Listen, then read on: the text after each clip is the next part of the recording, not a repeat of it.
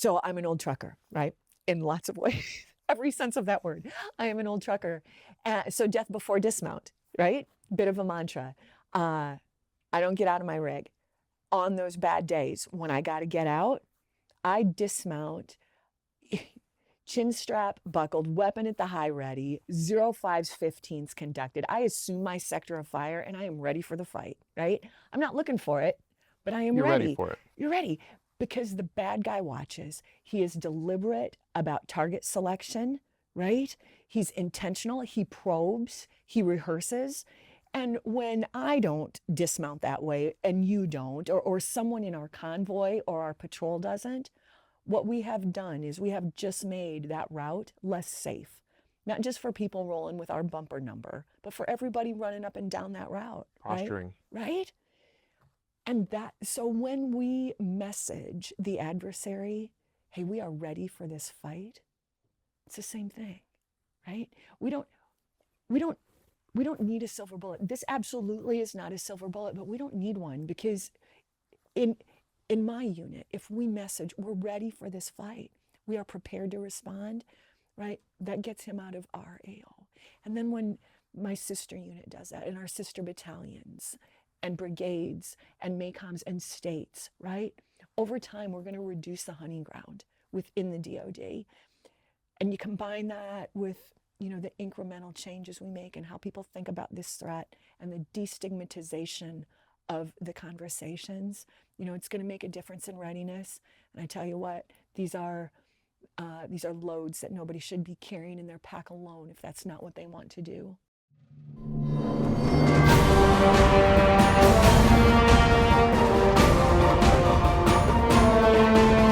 Good afternoon, I'm Captain Carney and welcome back to Leaders Recon. Today we're discussing the Buddy Aid program with Major Bridget Flannery. Ma'am, thank you for coming on the show. Thanks for having me. What's your major background, the highlights of your military experience? Okay. I'm a military intelligence officer out of South Dakota. And I'm currently stationed at the Professional Education Center working this effort for PEC and Guard Bureau. Had a big old break in service. All my enlisted time was an 88 mic. Put a little plug in for the 4 Deuce out of South Dakota, my peeps. I had a very brief stint in public affairs. So really, and it was during that stint where doctrinally PA finally got recognized as a non-kinetic effort. And grew to appreciate the kind of work that you do, right, at a different level. But that's the entirety of my experience. Is trucking and intelligence, and that with that one little break with public affairs. And so I was looking through your bio, and on the civilian side, I would assume you have your CDL because you were a truck driver? Oh, that was all military. Oh, it was all military? Yeah, no CDL. Okay. Do you have a full, like a civilian career pathway that you've gone through? Do. Yeah, so, you know what, coming home from my first tour, that had interrupted college, and I went to work for Citigroup. And that ended up being a big part of my career. So I was in and around training and human resources for a total of about 15 years with Citicorps. That was broken up with a tour at a little community college, a technical institute in South Dakota. So all of my experience on the civilian side, and I've been an M-Day soldier prior to this work, my whole career, except when Uncle Sam needed us. And it was all around training and human resources. And so working in the training field has been my life's work.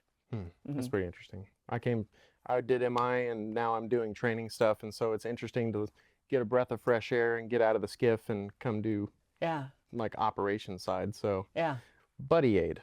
Yeah. Can you tell us what that is, an overview? Yeah. Okay, so Buddy Aid, the content, the nuts and bolts is this. It teaches first response to sexual assault. And there's 5 pillars. If someone has been hurt, what do you say? What do you not say? What do you do? And what do you not do, right? And then the 5th pillar is, what if no one's told you jack, but you suspect? How do you engage then? So 10 level on the Army side, 3 level on the air side is just basic. Basic first response. It's CPR. It's putting on the tourniquet. That's So, what buddy aid is. okay. So, what sort of solution or resource is produced by the program? Like, there are some courses that are taught. What is the end product of the course? Well, in the course, we use the tourniquet as a metaphor, right? Um, if I back up from that a hot minute, so I'm an intelligence officer by trade, and we work. I supported logisticians when I was downrange as an intel officer. We work firmly in the fat part of the bell-shaped curve, right? Most likely. There's never enough assets. There's never enough resources to cover people from fob to fob, right? So where are they most likely to hit and how? And then you get to the left of that as best you can, and you prepare as best you can, knowing that the bad guy gets a vote, right? CONUS, OCONUS, from a global perspective, not a combat centric perspective, the most likely threat that we face to readiness, hell and gone, it's not even close, is sexual assault, right? So what we get out of teaching people how do you respond to that is we get a more focused fighting force, right? We start to remove distractors from training. The CDC tells us that 1 in 3 women in this country will be victims of sexual assault in their life, and 1 in 4 men will be. 1 in 5 American women are raped in their lifetime. I'm not a mathematician, but when you think about the percent of our force that is likely to be impacted by that trauma, and then you extrapolate from that, maybe it didn't happen to me, but it happened to my brother, my husband, or my daughter, right? And when we talk to classes, trauma is trauma is trauma, right? The neurobiological response to trauma is the same. The neurobiological response to vicarious trauma is the same. And all of it, if I'm your driver, dude, you don't want me distracted with that, right? You want me focused and in the game. So that's globally what we get. On the very short term, what we get is people walking out of an hour and a half of training, and they've got tools that they can not only use while wearing boots, but they can take home to their families, their employers. It's not just a military skill. No. It's for everybody because it happens to everybody. Yeah. So as I was looking through some of the pre-reading stuff, it seemed like some of the things that you would try to target are sort of the bystander effect, and you're trying to mitigate that and trying to turn soldiers into culture change agents. Is that part of the course or the curriculum much, or? Yeah. I've got 2 answers to that, right? If you were in class, or you were in command, or I'm sitting in an ATAG or a TAG's office, the answer to that is I don't give 2 anythings about culture change, right? This is first response to the most likely threat that your men and women are going to face. Can they and will they, right? It's like the tourniquet. Do I care about culture change? Dude, I need that tourniquet. I care that you can put it on, that you will put it on, and you're going to get my happy ass home to Tali and my kids, right? And that's the posture with sexual assault. It's immediate actions on. Yeah, that's one answer. The other answer is what we know about buddy aid is that when you approach this topic, which is a really hard topic, right? No one gets up in the morning and says, I get to go to sexual assault first response training. I know we all love sharp training every year. I know, so right? You have to put a different perspective on it. What we know is that when you meet soldiers and airmen where they're at, you just talk to them like warriors, right? This is a 10 level, a 3 level skill. It's the most likely threat you're going to face. The bad guy's good at his job and he gets a vote, right? When you approach professional warriors like that, they meet you there. And so a happy second order consequence, we do get attitude change out of that hour and a half. We see people shift in how they think about the level of threat, how they think about who can be victimized, how they think about their own experiences. So is it our goal? hell no. And if you ask me that in class, hell no in all caps, right? And it's part of the outcome. Another part of the outcome is that it destigmatizes the conversation, right? Right. So you start to use language that is consistent with other threats, and you give men and women of all ranks, right? You give them language to talk about this incredibly challenging and personal topic, and it makes it okay. Makes it real, makes it attainable to speak about and safe. I tell you what, I don't like to think about, putting a tourniquet on my best friend either. I don't like that. I don't like the idea of that could be me. I don't like the idea of my hands slippery with his blood. Sure. Right? None of this is happy. We are trained to do hard things. This is just another one of those hard things that we globally, not you and me, but we haven't approached it that way, right? Sure. So this is a new approach for sexual assault, and at the same time, it's not new at all. This is the same approach we take with other things that are part and parcel of being citizens and defending this country. Yes, ma'am. Can you tell me what the classes are like? How often are you teaching them? You said they're an hour and a half. Yeah. How many people do you get in a class? Where do you teach them? So the 10 level, the 3 level, that's the hour and a half course.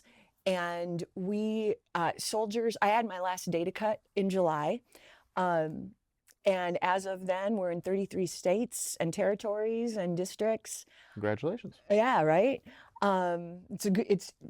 It's awesome, and thank you. And it's a super good thing for the men and women in those states and territories in the district. So 33 states, a couple of them, a smaller handful, are really leaning into it in that they have more trainers on the ground. So, the data that we pull from is not equally distributed from those 33, but lots of exposure. As of July, we had men and women from 14 states, Army and Air, prepared to train Buddy Aid, and that's a 4.5-day course. And we do that this year. It's centered out of PEC, but we're in transition year to bring that up to Guard Bureau. 14 states, I think I mentioned that. We've got men and women, and that is a 4.5-day course. So that you walk out of that course with the skills, not just about Buddy Aid, but about the neurobiology of trauma, right? And how do you have those conversations in a trauma-informed way? How do you look for indicators? And then seeing the indicators, how do you do that? And how do you do all that while you are briefing, right? While you're training. The 4.5-day course is capped at 15 packs, so we can do up to 15 at a time. And the 1.5-hour version, we cap at 25. And if you think of it like counter IED, right? You wouldn't put a whole company of trucks through the lane at once. Same thing. You're going to water down the value, and people aren't going to get the learning. So too many distractions. Yeah, right. Yeah. People have other stuff going on, and so yeah. There was some terminology that I saw in some of the pre-reading. Buddy Aid proper, T3. Oh, what are some of those? Yeah, so the proper is just a 1.5-hour version. Oh, okay. When this was in its infancy, right, in South Dakota, hey, Flan, would you come do that training? Right. Right. When we came under the incubator, and we built the curriculum for the Train the Trainer, which is the 4.5-day course that prepares people to train Buddy Aid proper or level 1, that first line. That's where those terms came in. It was when we started to enter into the national. Okay. Yeah. So going to the history of the course, started in South Dakota? You know what? I used to say it started in Afghanistan. Oh. And inside of the last 6 months, I fixed myself. In retrospect, it really started in Fort Carson, Colorado in 1990. Oh, wow. What's the story behind that? Yeah. Thanks for asking. Yeah. Just a little nice segue there. So. So I was a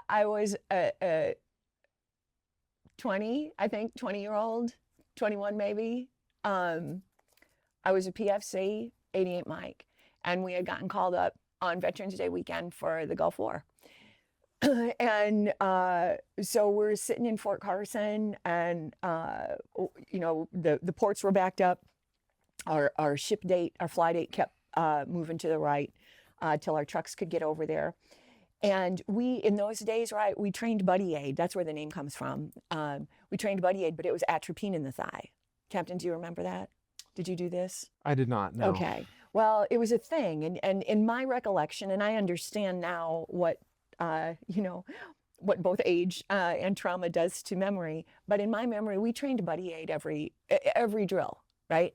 And it was because nerve agent was the threat, right? This was still Cold War when I enlisted. So you get your nerve agent antidote in your thigh, and then there was needles, and you would fold the needles over your pocket. And in my recollection, we trained it all the time. Sounds like our modern CLS training. Well, no, because I tell you what, getting the atropine in your thigh, everybody knew how to do that. Oh. Yeah, so not quite CLS. Self-aid. Okay. Right? How do you get the tourniquet on yourself? More like that. Well, so we had trained this anyway, all the time, in my recollection. And then you get to Fort Carson, and Saddam, right? The George Bush Sr., he always intentionally mispronounced his name. Was, Saddam right? Hussein? Yeah. Okay. It was a personal little Saddam. That sounds good. Yeah. Saddam was, promising to send us all home in oceans of blood. And I was scared out of my mind, right? And he had chemical weapons, right? So then we really trained with the atropine in the thigh, right? When you're fixing to go. And I remember the day that our supply sergeant drew our body bags. Not something that, there was nothing in my experience that had prepared me for that day. That was also about the time that we got trained in the casualty feeder card. Because who cares about the form, right? Get the atropine in my thigh. Okay. So flash forward, right? Big break in service, re-enlist, 2012. The battalion commander and the 3 and the sergeant major, we had gotten orders for Afghanistan, and I was their intel officer. And so we're down at, I think we were at Bliss getting the threat brief, right? Ahead of rolling. And the gentleman that was briefing us, it wasn't even on his slide, but he just mentioned the incidence of violent sexual assault. And then I always think of Jack Nicholson in A Few Good Men. Is there any other kind? Oh, yeah, when right? he's on the stand. Yeah.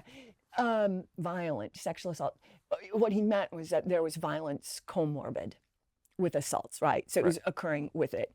And I was also I had to get credentialed for a SARC because it's a requirement, as when you're a battalion size element. I was the ranking advocate, right? So then Colonel Oster, the battalion commander, he kind of looks at me and I'm like, got it. And then, we went back to the brief, right? And we get home. We had a tremendous SARC at that time in South Dakota. Teresa Forbes was her name.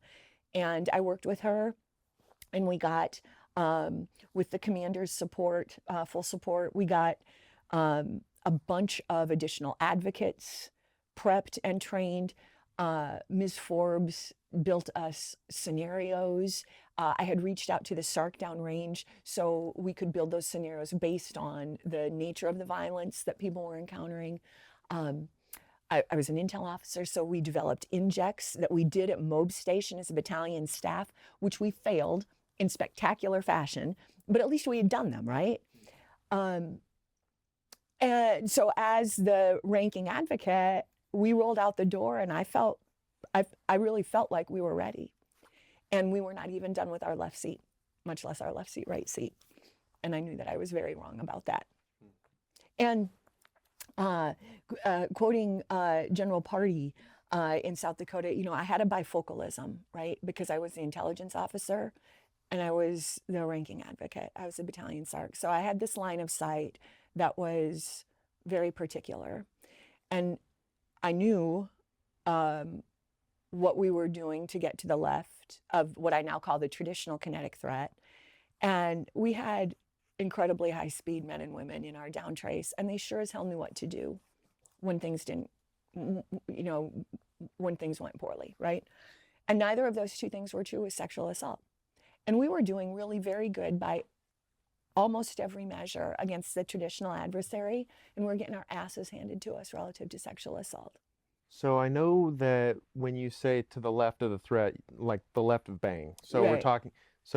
we're talking about high profile attacks, we're talking about explosives and IEDs, all that kind of stuff. So yeah. whenever you say to the left of bang for the enemy, left of sexual assault, that's where this course comes in.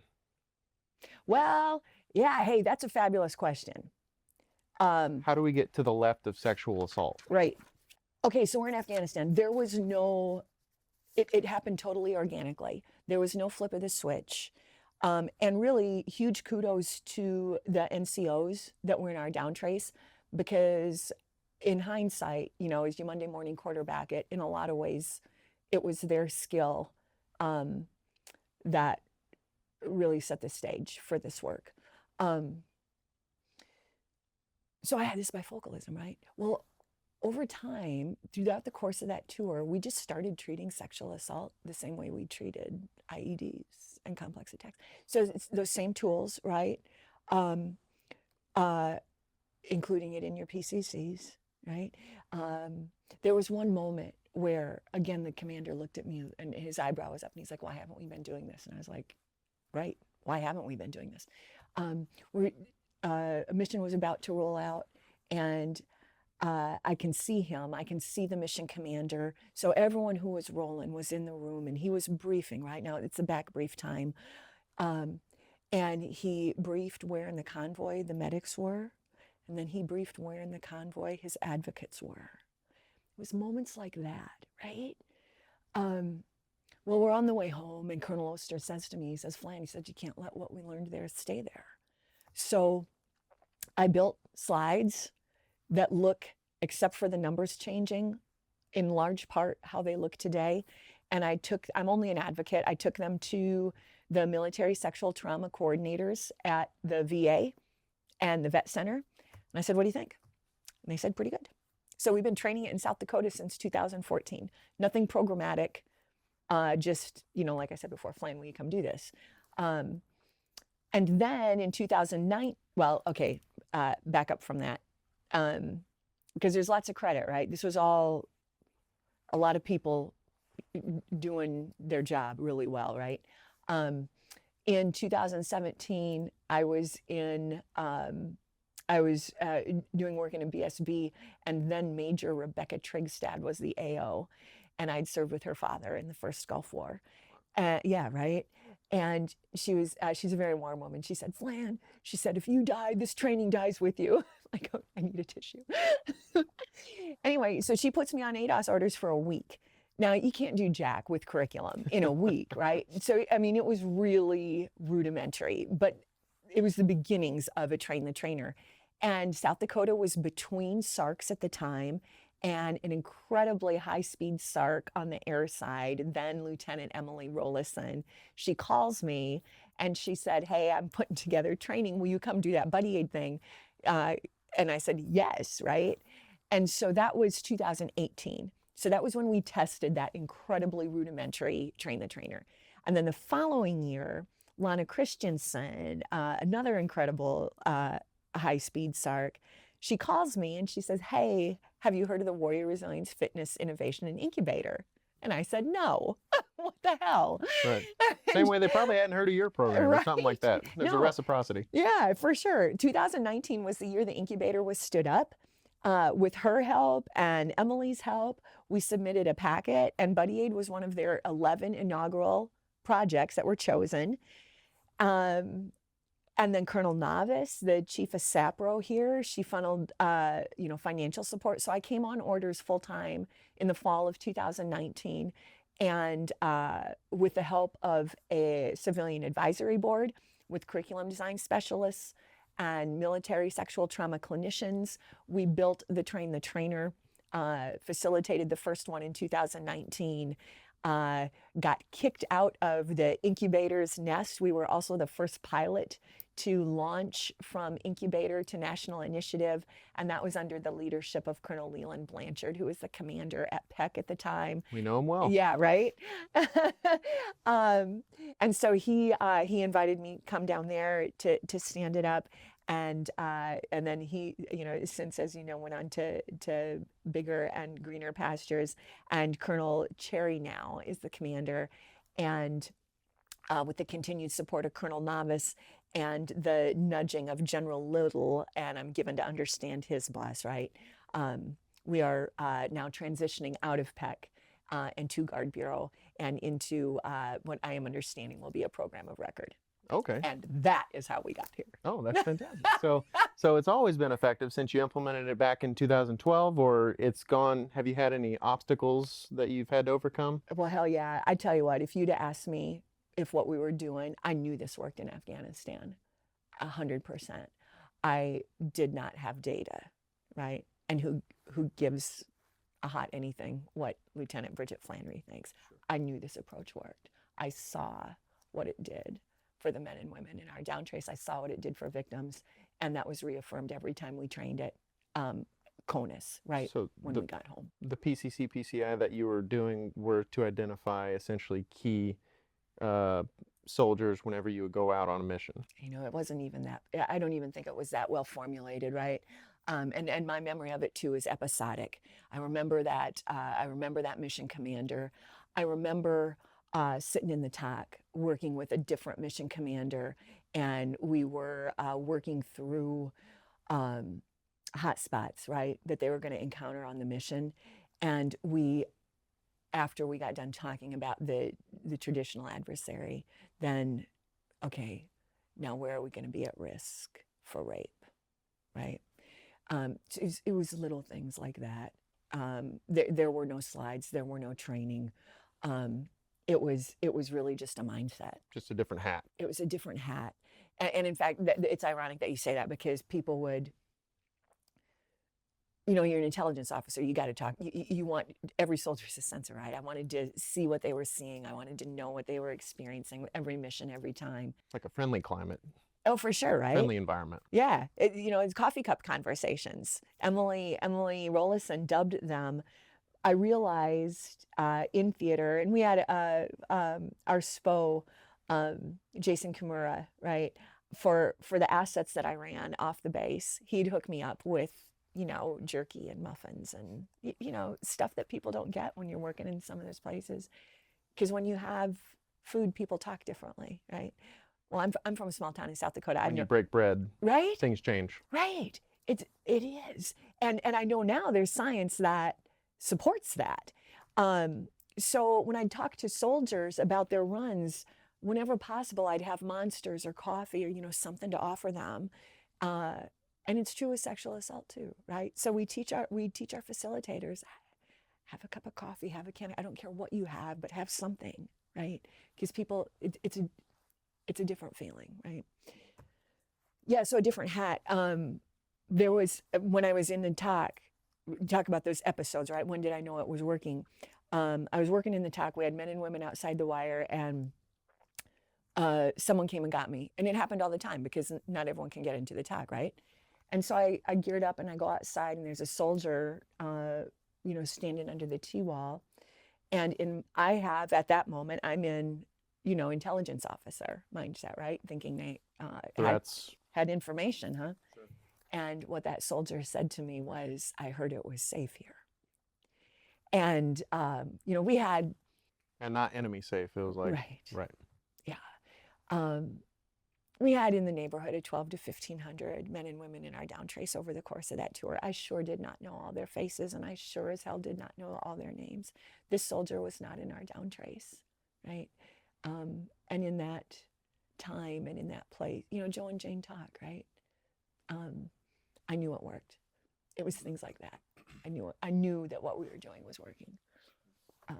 I didn't have data until we became a pilot and we got hooked up with the Institute for Defense Analysis, specifically the significant talent of Ms. Ashley Williams at IDA.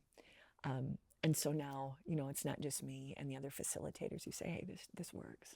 the evidence supports that too. So you were mentioning data earlier. Yeah. What sort of success stories or positive outcomes have you seen from what you've collected? Yeah. So I'm going to do a tip of the hat and a huge kudos to the state of Wyoming. In our first Train the Trainer that December of 2019, the SARC then, and I believe she's officially retired now, but Master Sergeant Rebecca Motley, she is a force to be reckoned with. And she had filled really the ranks of that first Train the Trainer, first one ever, with men and women from Wyoming.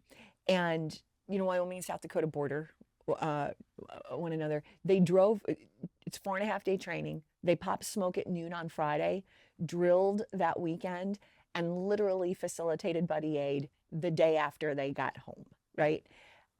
And she calls me, I can't remember, was it Sunday night or Monday? She calls me right after drill with, oh my gosh, right?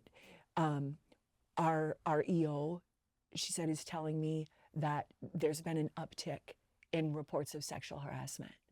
What's going on? And so we think it's a bad thing. Oh my gosh. But being able to speak about it, that's the good part. Well, yes, right? We being able to speak about it is good, right? Because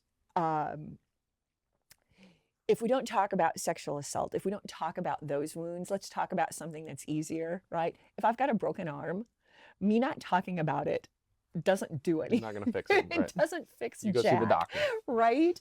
So I call it the Heisman. Let's just avoid it. That doesn't work. It doesn't. It's not as tangible of a topic. Yeah. Well, we want to think it's not. Oh. We want to think it's not, right? And we haven't trained one another to identify. So it's certainly less obvious. Right. It's less obvious when you don't have the training. When you have the training, it's like the yellow Volkswagens, then it's all over. Captain, you come to my 4.5-day class. Part of the left of bang. It's part of the left of the bang, for sure. For sure. And the beauty of it is, and now I'm going off topic, but trauma is trauma is trauma. So once I understand even basics, and hey, I'm just a first responder, right? That's all. But once you have the basics of the neurobiology of trauma, it doesn't matter if your trauma is from sexual assault, or if your trauma is from, a firefight, or an IED, or your spouse left you, or your kid's getting beat up, or you're in financial trouble. Sure. Or, right, or. These are all things that our facilitators navigate people through following buddy aid. Because first response to trauma is first response to trauma, right? And so it speaks to people. These skills apply beyond the parameters of sexual assault. Also an unintended but very happy second order consequence. Absolutely. So sorry, the data. The SARC was, she called you, they had gone up, the reports had gone up? Yeah, and thank you for that. So you'd asked about the data, and I took us back to Wyoming. So they trained it right away. And that's not a scientific sample at that point, right? But what we saw at that point has been replicated over and over and over again. The data's been consistent since almost literally day one, since we've been gathering data. So some of the changes, first of all, after an hour and a half of training, most participants, it's in the neighborhood of 65%, walk out of the room, and if someone tells them, I've been hurt this way, they know what to say. And they can prove it. This is what I would say. And it's a trauma-informed response, right? So, and we do pre and post surveys. Ashley has helped me develop these so that they're scientifically valid and empirically sound. And I take all my directions from her tower. So 65%, right, after an hour and a half. Almost 100% say, I will use these skills in my civilian world. And we're a force that is 80% traditional, 80% MDay. This is built for first response. And particularly now where resources are constrained and numbers are down, this is going to make a difference in retention. Because when we give our professional men and women skills that translate to the civilian side, over time, right? It's money. Right. And most of us, we don't wear this 28 days of the month. We're doing something else. So we're truly developing citizen soldiers that are going to be difference makers towards a very likely event that they'll face. Citizen soldier concept. And with their families. And I tell you what, the public narrative, we're providing, this line of effort is providing tools so that recruiters can, with confidence, look guardians and mothers and fathers and grandmothers and grandfathers in the eye and say, listen, we don't have the best track record and we are doing better, right? It's going to make a difference. Right. With the public narrative, and it's going to help recruiting. Showing results. Yeah, right? I mean, we know, and very senior people acknowledge openly that the fear of sexual assault is one of the barriers to recruitment.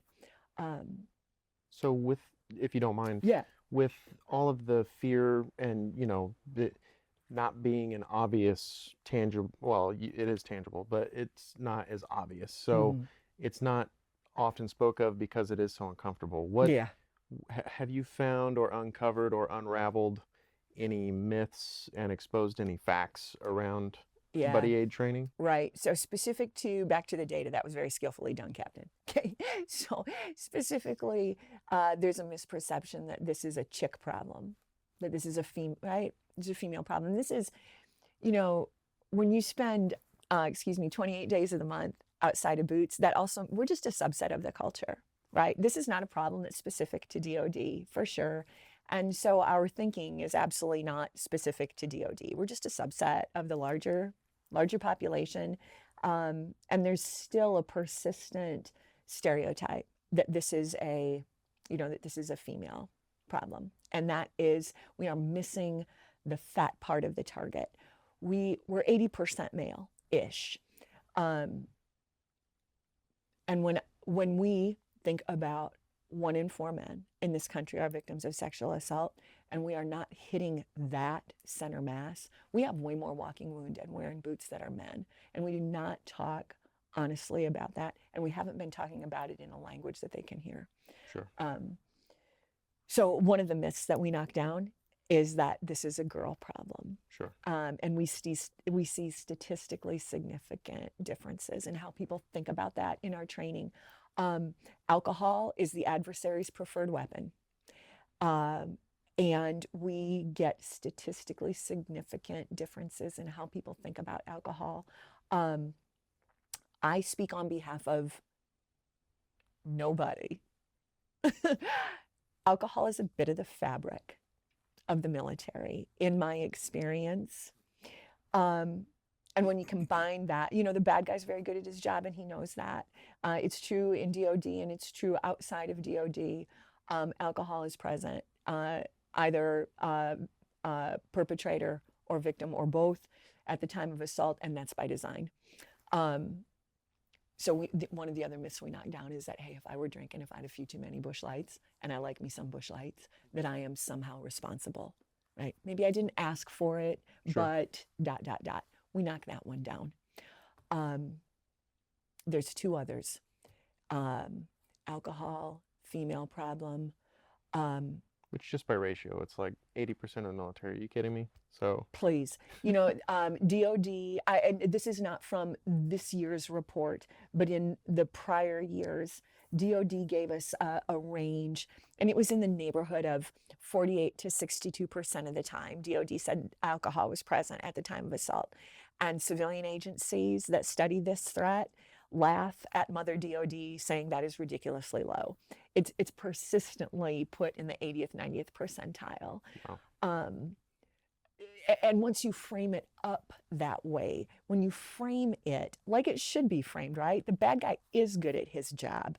It is not, if I drink and I am assaulted, right? There's exactly one person responsible for the assault, and it's the perpetrator. And there is only one exception to that, and that's in the instance of gang rape. And then there's just more than one. Right. Right.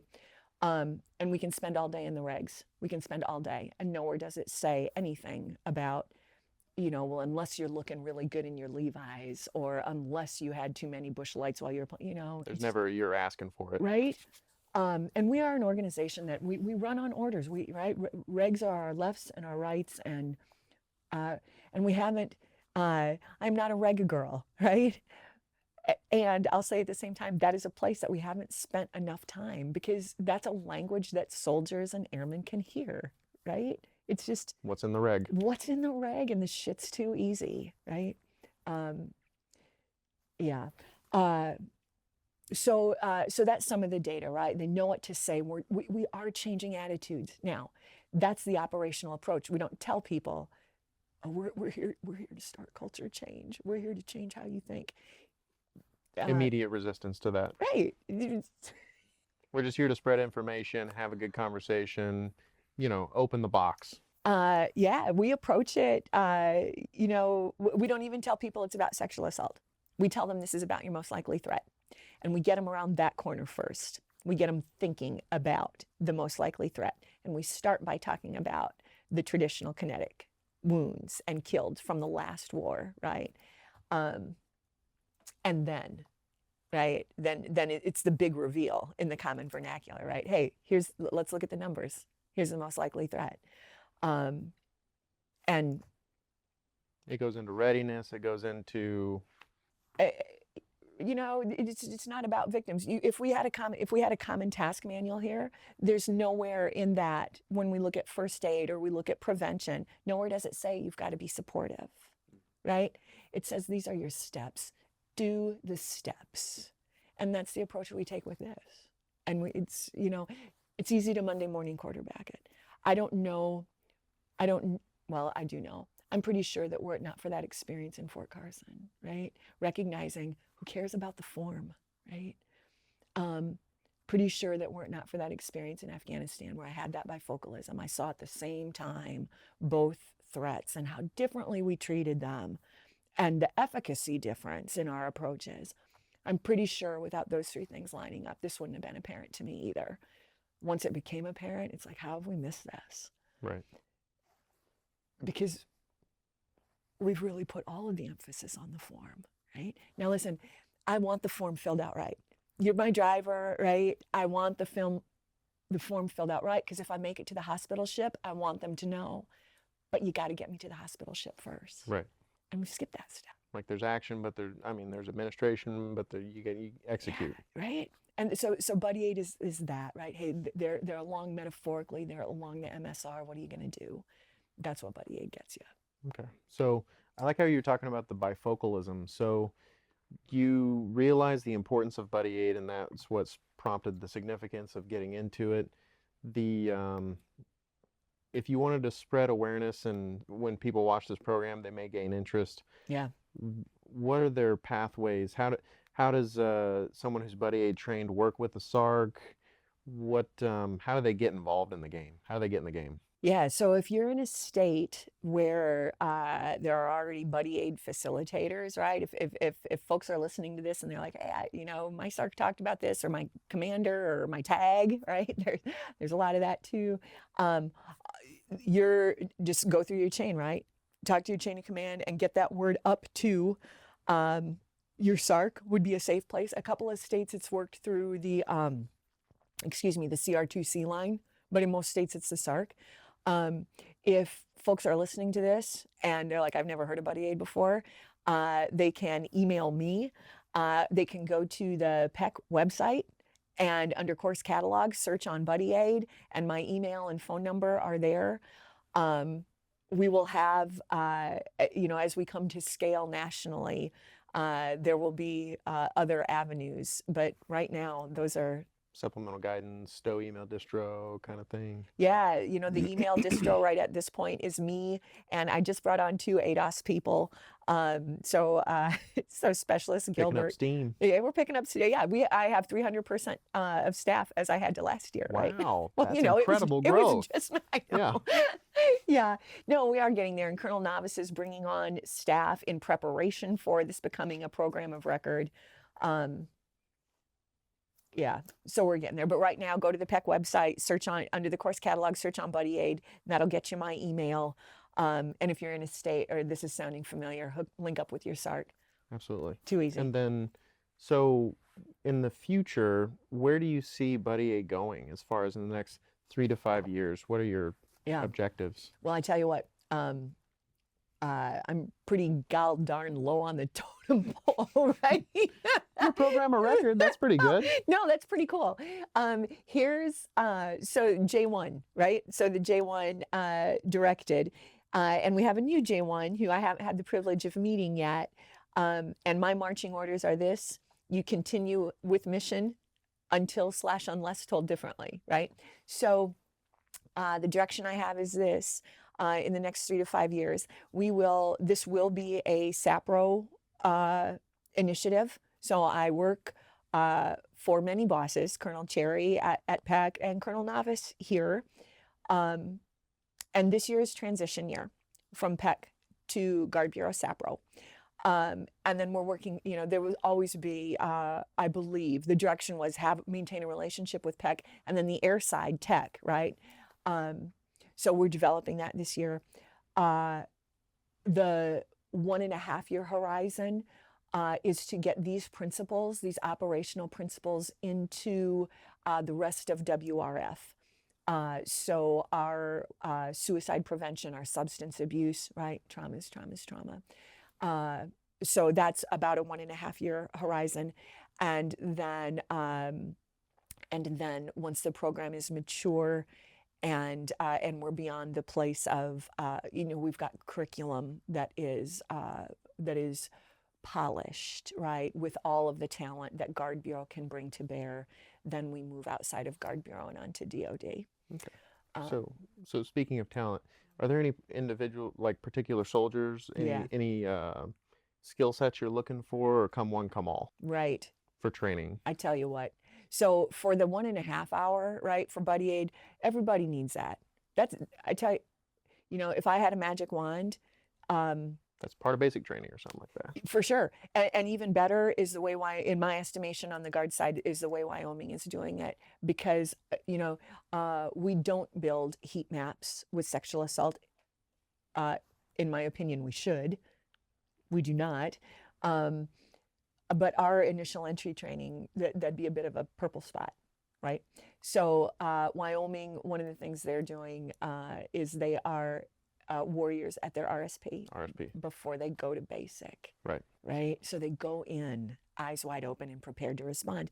And that becomes a deterrent. And Captain, back to your original question, how is this prevention? How is it left of?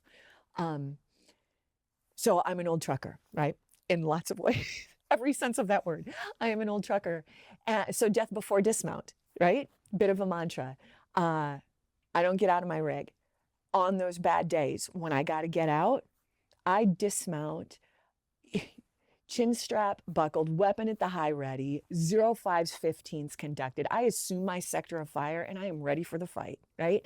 I'm not looking for it, but I am ready. You're ready for it. You're ready. Because the bad guy watches. He is deliberate about target selection, right? He's intentional. He probes. He rehearses.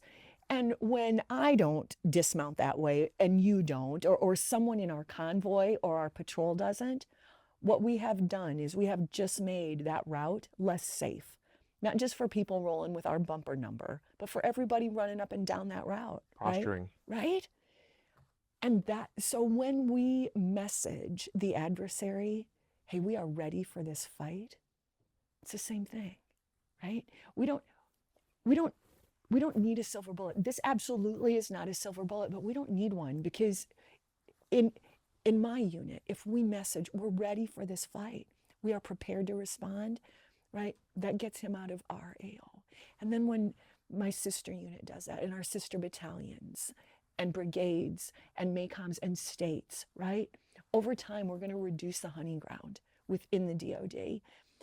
And you combine that with the incremental changes we make and how people think about this threat and the destigmatization of the conversations, it's going to make a difference in readiness.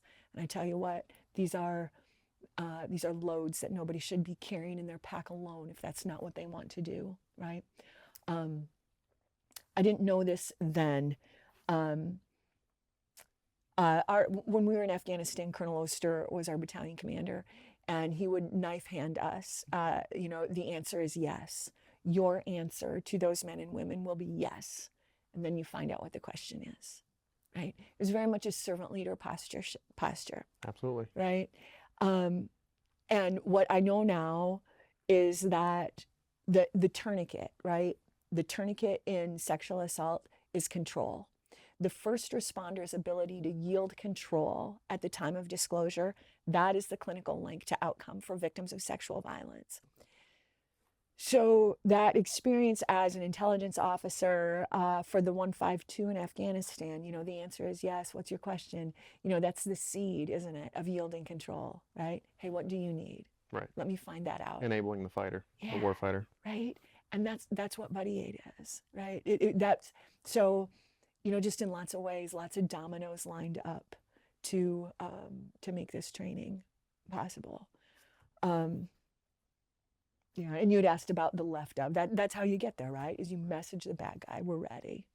So that kind of makes me think of a story with Intel as far as whenever Intel makes a prediction about when a threat would happen, right. And then if you amplify your readiness tactics and things like that and improve your posture and you become a hardened target, right. And then the threat doesn't happen, It's like, oh, well, Intel was wrong. It's like, well, we actually thwarted the threat. So it sounds like that's what this course is teaching is you always have to be at least thinking about becoming more heavily postured, a hardened target, just be aware. Yeah.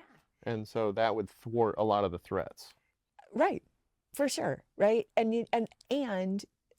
we know some things too, right? In Intel, I have a line of windmills lined up that I'm going to chase. The next course, if given the opportunity, that really needs to be developed is that. What's the threat brief, right?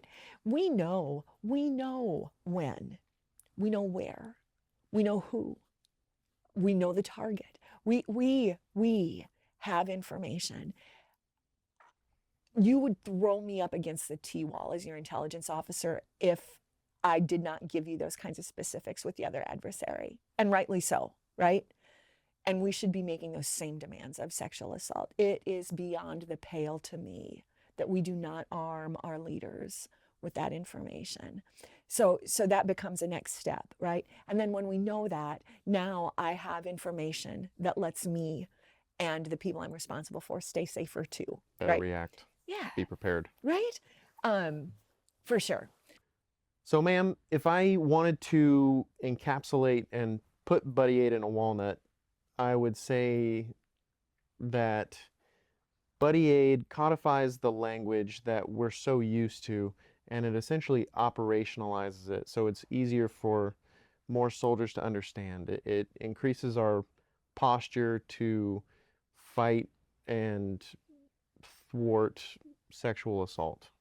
Does that sound pretty good? I think that sounds pretty darn good. Okay. And it does all of that in an hour and a half. Excellent. Yeah, not bad. I think that was really well put, and thank you. And what does that, right? That becomes the byproduct of just teaching people first response, right? That's all it is.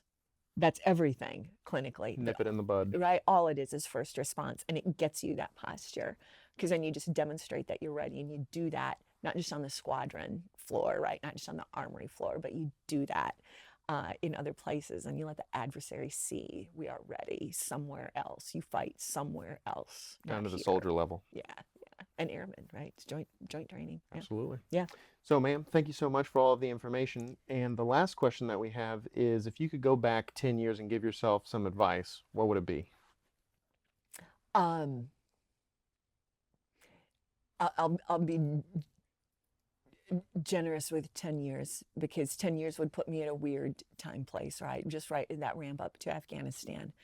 I tell you what, if I had a magic wand and I could have been doing things differently, both as a leader in boots and out of boots, I'd get rid of our buddy culture. I'd get rid of our wingman culture. The adversary loves that. Groups of 3, travel in a flock. That will keep us safe. If I had a sash that said Queen of NGB, that would be my first decree. Adversary never gets just me. They get me and my friends. Total, we are a package deal every time. That would help keep us safe. If I had that sash, I'd make sure that every time we go out and have beers, we have a guardian angel, right? Not a designated driver, because that person's shuttling me and my drunk friends, right? But a guardian angel whose only job is to stay sober and provide overwatch, because the bad guy knows when we're drinking, right? Defenses go down when you're having a good time. Well, for sure, right? Yeah, there's all kinds of things that come into play with why he has chosen that as his preferred weapon. And then, the other thing that it was much longer than 10 years ago, but it formed me as a professional at Citigroup, and has really informed every bit of teaching I've done since then, to include my military career. And one of my colleagues, one of my mentors at Citigroup, Deb Nelson, I was a young manager right after that first Gulf War, and in the boardroom, it did not matter what the problem was, in my recollection. It was always a training problem, right? If we had, regulatory violations, Flan, what are you teaching them in training? Too much early service turnover. What are you doing in training? Bad customer service surveys. Well, how are we training it? I was on a treadmill, and I was young and inexperienced, and I did not know what the hell I was doing. And I called my friend Deb. I'm like, I am dying. And so there were 3 buildings, right? And she was in the meetings too. She knew. She worked in building 1. I worked in building 3. She said, meet me on the cafeteria in building 2 and we'll talk. So we're having coffee, early 90s, beautiful sunny day, fall day in South Dakota. And she writes on a napkin, she writes these words. She writes hiring, and then she writes training, and then she writes managing, and then she wrote equals success. And she said to me, she said, Bridget, she said, would you agree that really all we do here at Citigroup is this? And she shows me the napkin. And she said, human resources, they have to identify what skills we need, the sort of person and the sort of qualifications needed, and then onboard them appropriately. You and your team, right, have to teach them our systems and the regulations and our expectations, right, and the culture. And then we have to coach them, and we have to provide appropriate incentives, and there have to be clear targets and ramifications when targets aren't met. Would you agree that this is really all we do? Now, the world's largest financial institution, right? I mean, all kinds of financial products. I'm like, well, okay, Deb Nelson, gross oversimplification. Yeah, she kissed it a little bit. Right? Yeah, she kissed it a little. But yes, that is all we do. And she said, okay. She said, Flan, if that's the equation, she said, what's the mathematical symbol that goes between there? And what do you think young Bridget Flannery said? Plus sign. That's exactly what I said. And she said, you are wrong. She said, it's multiplication. She said, if any of those are a null set, you're going to get a null set. Tell you what, that was a game changer. I was a very young manager with very little experience, and we changed a few things that first year, and you'd have thought we had pixie dust. Our results were so instant and so spectacular. And she was right, and she was smart as hell, right? And so when I think about training, my experience with training within Department of Defense, we've treated it like it's addition, and we think we can train it. Too many suicides? Let's have a stand down. Someone dies in a motorcycle accident, safety stand down, right? Problems at the border, safety stand down. We can't train this problem away. We can't. And so buddy aid, right? There is a selection process. Now I have zero command authority. I can't make anybody do anything. But we recognize that not everyone can do this, and not everyone should do this. So we provide selection scaffolding. There is absolutely post-training scaffolding. There is observations, there is data so that we know, right? Because we can't train it away. Training won't fix this. If I could go back 10 years, I would be, I'm like a dog with a bone with applying that in my life, but I would be more diligent about it. And I'd be more insistent that we apply that same kind of thinking out, not just to, now buddy aid, but hey, are we sending the right person to MRT training? Are we sending the right people to assist? Are we giving them any scaffolding afterwards? Are we holding them accountable for behavior change afterwards? I'd stamp my feet louder. Are we throwing a name in the hat, or are we putting someone who's going to be passionate about it? Yeah. Absolutely. Yeah. That's what I'd tell my 10-year self 10 years ago. Thank you, man. Yeah. So that's all we have, and that was a lot of information, and we really appreciate it, and looking forward to learning more about Buddy Aid. But until next time, thank you for coming on the show, ma'am. Thank you. Appreciate your time. Very nice to meet you, Captain. You as well. Thanks. Thank you. If you would like more information on any of the topics that we discussed today, please visit our social media pages in the links below. If you liked today's episode, please don't forget to subscribe and leave us a 5-star review. You can find us wherever you listen to your favorite podcasts.